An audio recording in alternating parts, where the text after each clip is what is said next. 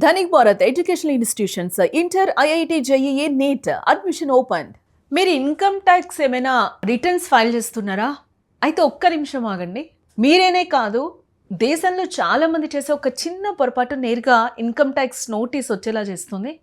నేను అన్నీ కరెక్ట్గానే చేశాను కదా, నాకెందుకు నోటీస్ వస్తుంది అని మీరు అనుకోవచ్చు. బట్ గుర్తుపెట్టుకోండి, ఇక్కడ ఇన్కమ్ ట్యాక్స్ డిపార్ట్మెంట్ దగ్గర మీ ఆర్థిక లావాదేవీలకు సంబంధించిన ఒక సీక్రెట్ డైరీ ఉంటుంది.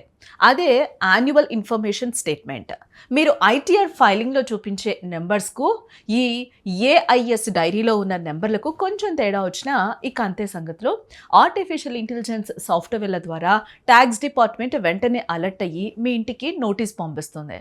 అసలు ఐటీఆర్ ఫైల్ చేసేటప్పుడు అస్సలు చేయకూడని ఆ 6 ప్రమాదకరమైన తప్పులేంటో ఇప్పుడు మనం వివరంగా తెలుసుకునే ప్రయత్నం చేద్దాం.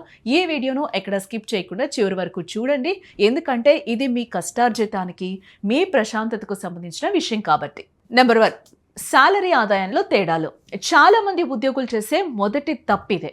మీ కంపెనీ ఇచ్చే ఫామ్ 16లో ఉన్న జీతానికి మీ ఏఐఎస్లో ఉన్న జీతానికి అస్సలు తేడా ఉండకూడదు. కొన్నిసార్లు మీరు యాజమాన్యం టీడీఎస్ ఫైల్ చేసేటప్పుడు పొరపాట్లు చేయొచ్చు, లేదా ఏఐఎస్లో ఒకే ఎంట్రీ 2 సార్లు డూప్లికేట్ కావచ్చు. మీరు కేవలం ఫామ్ 16 మాత్రమే చూసి బ్లైండ్గా ఫైల్ చేస్తే సిస్టమ్ వెంటనే ఈ మిస్ మ్యాచ్ను పట్టుకుంటుంది. అందుకే ఫైలింగ్కు ముందే ఈ రెండింటిని క్రాస్ చెక్ చేసుకోవడం ఇక్కడ తప్పనిసరి అని చెప్తూ ఉన్నారు. నెంబర్ 2 వచ్చేసి వడ్డీ ఆదాయాన్ని దాచటం. నా సేవింగ్స్ అకౌంట్లో వచ్చే కొద్దిపాటి వడ్డీని ఎవరు గమనిస్తారులే అని అనుకుంటే పొరపాటే. ఇక్కడే ఐటీ శాఖకు దొరికిపోతారు. బ్యాంకులు మీ అకౌంట్కు సంబంధించిన ప్రతి రూపాయి వడ్డీని ప్రభుత్వానికి రిపోర్ట్ చేస్తాయి. మీ సేవింగ్స్ అకౌంట్ వడ్డీ, ఎఫ్డి వడ్డీ, ఆర్డి వడ్డీ అంతెందుకు, గత ఏడాది మీకు వచ్చిన ఇన్కమ్ ట్యాక్స్ రిఫండ్ పై వచ్చిన వడ్డీని కూడా ఈ ఐటీఆర్లో చూపించాలి. ఈఐఎస్లో ఇవన్నీ స్పష్టంగా కనిపిస్తాయి కాబట్టి వీటిని దాచాలని చూస్తే నోటీస్ రావడం ఖాయం. నెంబర్ 3, టీడీఎస్ అండ్ టీసీఎస్ తేడాలు.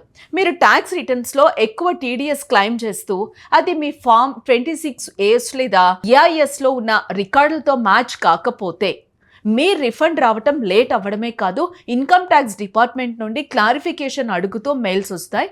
మీ రికార్డుల్లో ఉన్న ప్రతి రూపాయి టీడీఎస్ ప్రభుత్వ డేటాతో ఖచ్చితంగా ఇక్కడ సరిపోవాలి.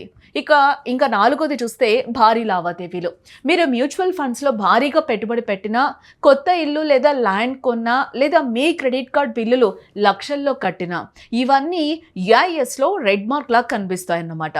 మీరు ఐటీఆర్లో చూపించే ఆదాయం తక్కువగా ఉండి మీ ఖర్చులు లేదా పెట్టుబడులు ఎక్కువగా ఉంటే ట్యాక్స్ డిపార్ట్మెంట్ ఏఐ సిస్టమ్స్ వెంటనే అలర్ట్ అవుతాయి. ఇక్కడ ముఖ్యంగా విదేశాలకు డబ్బులు పంపే విషయంలో చాలా జాగ్రత్తగా ఉండాలన్నమాట. నెంబర్ 5, క్యాపిటల్ గెయిన్స్ తప్పులు. ఈ మధ్య కాలంలో షేర్లు, మ్యూచువల్ ఫండ్స్ లేదా ప్రాపర్టీ అమ్మకాలు చాలా పెరిగాయి కదా, వీటి ద్వారా వచ్చే లాభాలను కరెక్ట్గా లెక్కగట్టాలి. చాలా మంది కాస్ట్ ఆఫ్ అక్విజిషన్ అంటే కొనుగోలు ధరను లెక్కించేటప్పుడు తప్పులు చేస్తూ ఉంటారు.